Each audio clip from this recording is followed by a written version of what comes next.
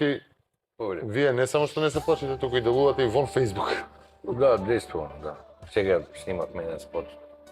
Сега денови веќе биде. Добро, ќе останете запаметени во оваа 2017 година по историја на бои, да.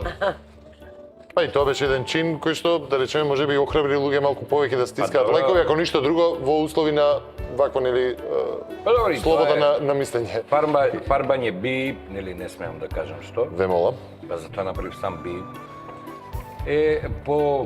По-квалитетно, по-ефикасно, отколку некоја фасада без везе ни крива, ни дозна да е фарбан, па тоа потоа да трошат пари и време да е средат.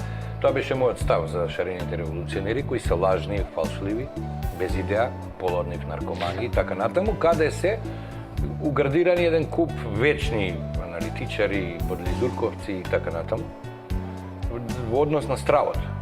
Забравете мене, во однос на стравот. Стравот е оправдан затоа што доколку не нападне Бугарија, пример. Ние точно знаеме кој не нападнал. Ние сме поделени на наши и на бугари. Овој пат ние сме нападнати од братучеди, од блиски луѓе, од комшии, кои од лукративни причини гледаш и не можеш да поверуваш како тоа него му е сеедно што нема да се вика македонец. Тие луѓе живееле меѓу нас. Тие пееле, ни доаѓале на слава, се колнеле.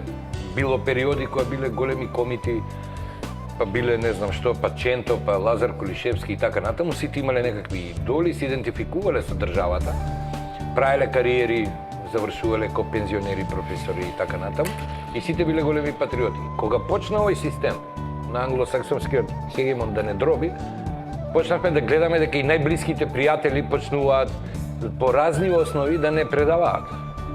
Секој човек издаден, не е издадена само Република Македонија, СОЗ е издадена, ти си издаден од лупам од уредникот. Значи, ова е време на предавства и тоа предавства наши, македонски. Ние родираме од внатре, не нападна никој. Ние родираме од самите себе. Тоа е голем пораз за македонецот и тоа не е страв, тоа е поише тага, него страв.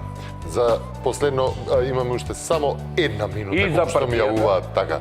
Во следниот период, во јануари, ќе се презентираат статут, доктрина, неколку законски решенија и дури потоа повелете ова е партијата, ако сакате. Многу